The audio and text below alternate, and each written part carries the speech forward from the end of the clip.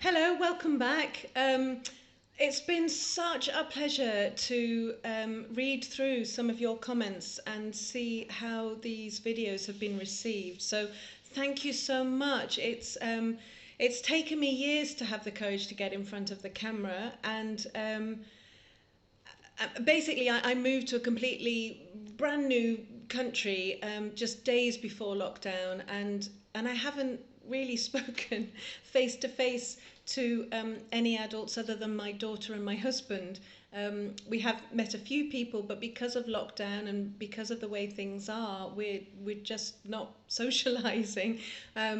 So thank goodness for all of these wonderful smartphones and their devices, because obviously I'm in touch with people back home, and I regularly speak to my friends and my sisters, which is a real nice comfort.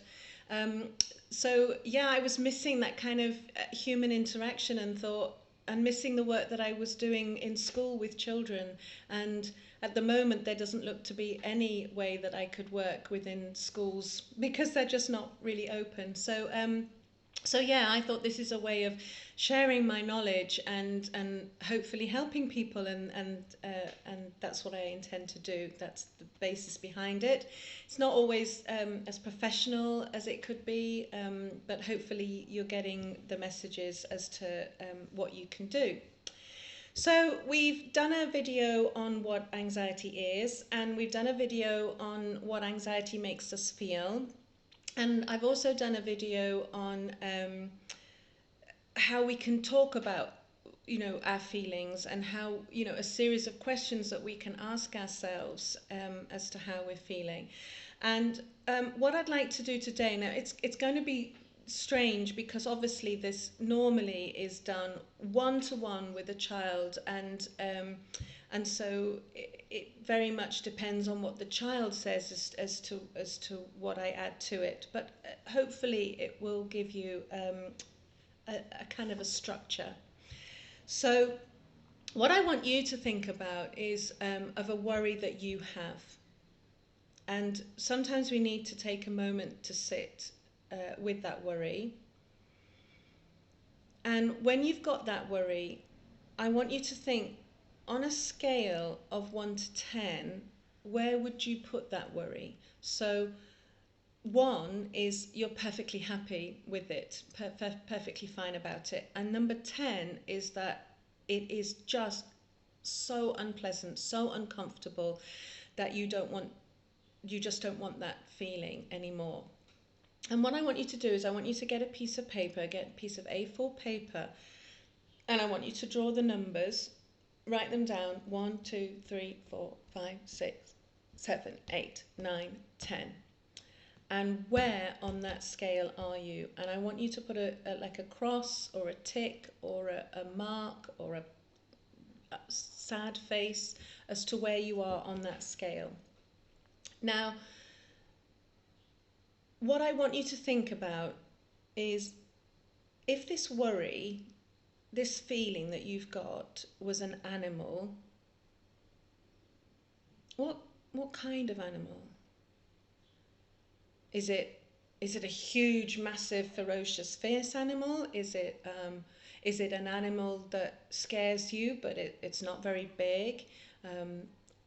Is it something cute and fluffy? If this is an animal, what kind of animal would it be? And you, on your piece of paper, you can either draw that animal or you can write down what that animal is. Okay? And then I want you to think about, what colour would this be? This feeling that you've got, what colour would it be? Would it be red? Would it be yellow? Would it be green? Would it be pink? Would it be blue? Would it be orange? Brown? Black?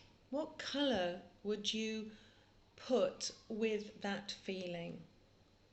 Because sometimes it really helps us to kind of sit with it a little bit and just see it as something else. See it as something that you can possibly do something about.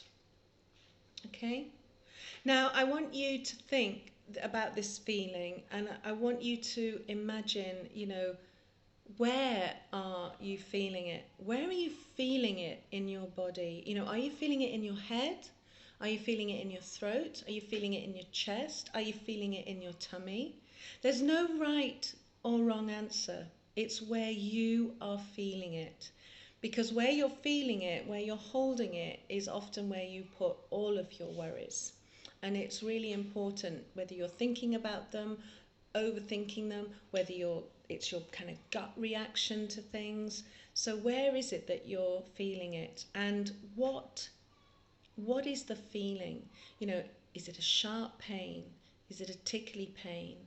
Is it a scratchy pain? How does it feel for you with that? Now, I do all sorts of work with children, so I do the kind of resilience building, I do self-esteem building. I also do something that we kind of call, it's like an anger management, anger awareness. And so one of the things that I want to say to you is if part of your feeling is anger, it's okay to be angry, okay? It's okay to be angry, but it can be very frightening for you to be angry. And also, the adults around you do not like to see signs and expressions of anger. And so you're more likely, if it's anger that is coming out of your amygdala response, rather than the kind of worry and the stress, that often gets harder for people to deal with. But I just want you to know that it is okay. But what you need to realize is there's some rules that we do need to follow with anger. And the first one is that it's not okay to use your anger to hurt yourself. And it's not okay to use your anger to hurt anyone else. And it's not okay to use your anger to damage things. And it's not okay to use your anger to damage property. So what is best to happen when you've got this anger is to imagine it as an animal, imagine it as a colour, and then imagine that it's got something to say to you. It's a friend that really needs to tell you something important. And the only way that it can tell you is by making it very uncomfortable for you. Okay? So sit with it and try to listen to it. Okay? So whether it's anger, worry, fear, stress, sit with it, imagine it as a colour, imagine it as an animal, and imagine that it's a friend that is really desperately trying to tell you something. So listen, if you can, to what it is that it's making you think and what it is that it's making you feel. Pay attention to that. Is that feeling getting stronger? Is that feeling getting weaker?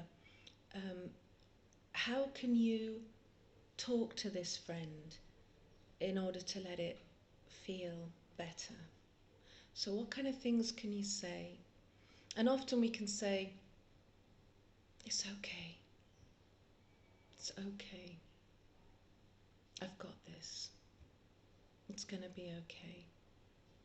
And what we'd then like to do is I'd like to go through, remember when we talked about in the previous video, the worry bubbles. So we're going to go back now and look at our scale. So this feeling on a scale of 1 to 10, you might find that you're kind of 8, 9, 10. You're up there, okay? And so what I want you to ask yourself is the 4 questions. Do you want this feeling? And if the answer's no, could you choose to let this feeling go? And if the answer's yes, would you let this feeling go? And if the answer's yes, when? now. And you breathe in and you get your bubbles. Can't resist bubbles.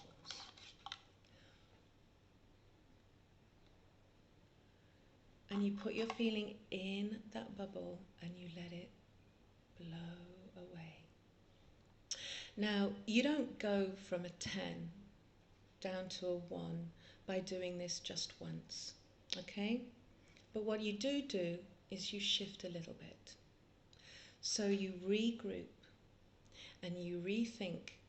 You look at the feeling, you look at the animal, you look at the colour, you sit with the way it makes you feel until you can feel that intensity. And you ask yourself the 4 questions again. Do you want to feel this way? Now remember, if you don't want to feel this way, you carry on. But if you say, yes, I want to feel this way, well then you carry on feeling that way. You don't change until you decide that you want to change. Nobody can make you. This has to be you, all on your own, doing this for yourself. So do you want to feel this way? Could you let it go? Would you choose to let it go? When would you choose to let it go? And breathe in and decide now, more than ever, is the best time to let it go. And you just keep repeating this process until you find that you can't really think about it anymore. It's not really forming in your mind, and the friend is becoming much more friendlier and dissipating, dissolving, kind of melting, so that you are ending up feeling so much better. You're back to feeling number 1.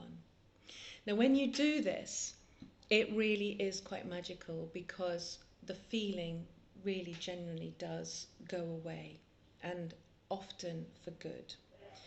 You might get similar feelings and you might get similar experiences, but you just keep on following the process. You just keep coming back. I've told you before, I've been doing this since 2009. It is not the same worry every time. There is so many things that happen in life, so many changes we have in life. And if I don't like the changes, if I don't like the way I'm feeling about the changes, then I do this method until such time as I can get back to being more positive and embracing the changes. So that is a process that we can use to actually work individually on our problems. Now, you can have somebody ask you these questions, an adult, a loving adult that you trust, whether that be a parent, maybe an older brother or sister, a friend, a teacher, a teaching assistant. You can get someone to help you with this process until such time as it becomes second nature and you're able to do it yourself. Sometimes now, when I have a problem and a worry, I just start the first question with the intention of doing everything else. And as soon as I've started, poof, it's gone. Everything's gone. And I just think, oh, do you know, I don't need to keep overthinking it. I've let it go. And it's just kind of like spontaneous, and it's just phenomenal. It really is phenomenal. So with most of the sessions, what I really like to do is I like to finish on an idea of a meditation for you. And I have another meditation, and it's the 6 golden rings. I always want to say 5 golden rings, but it's 6 golden rings, okay? And so a little bit like the shower one, but it's just going to be rings that are going to come round. So take a few moments to kind of center yourself. You can do your high 5 breathing nice and slowly. You can do your window pane breathing. Now with the window pane, it's just slightly different because it's breathing in, holding breath, breathing out, holding breath, breathing in. So just take a few moments to center yourself and bring yourself into a kind of calmness, and then close your eyes. And then I want you to imagine that you again have this shower above you, And now instead of the rainbow light like we had in the rainbow meditation, it's just pure golden light. A sparkly, glittery, metallic golden light. And it's going to come down and it's going to be like a ring around the crown of your head, and it's going to keep down. It's going to be a ring around your shoulders, a ring around your chest, a ring around your upper tummy, and a ring around your lower tummy, and a ring around your hips. So you're going to have this ring, it's going to come all the way down, and it's just going to rest around your hips. And then another ring is going to come down, and it's going to come all the way down. And as it comes down your body, it's kind of like scanning all of your body, and it's checking for negativity, negative thoughts, negative cells, negative charges, and it's just absorbing them, or any of that little kind of blackness. It's just being sucked into that golden ring and absorbed. And that second ring is going to come down your lower tummy. Okay?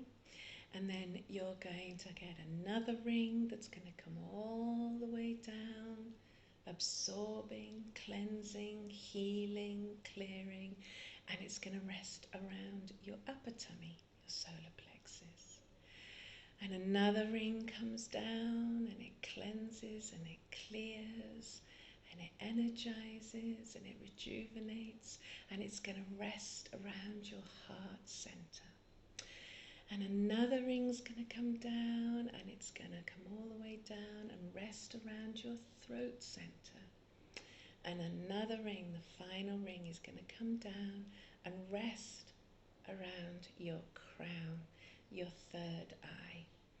Now imagine this golden light radiating from every ring around your body. Just breathe and just absorb. It is continuous. It is never ending. It has the ability to completely cleanse, recharge, rejuvenate, revitalize. Oh, it can make you thrive. And you can do this as long as you want to. And then imagine that all of these rings, they're just going to be sucked into your body, so your body is full of wonderful, healing, glorious light. And then imagine that you bring all this light together, you bring it, all the rings together, and you squish them and bring them into the tiniest of balls. And then you're going to place that tiny ball into the folds of your heart, and you're going to cover that up, and that's going to be like a battery, a source of energy that you can expand anytime you like, but you can shrink it down, keep it within you. Thank you for listening. See you next time. Bye-bye.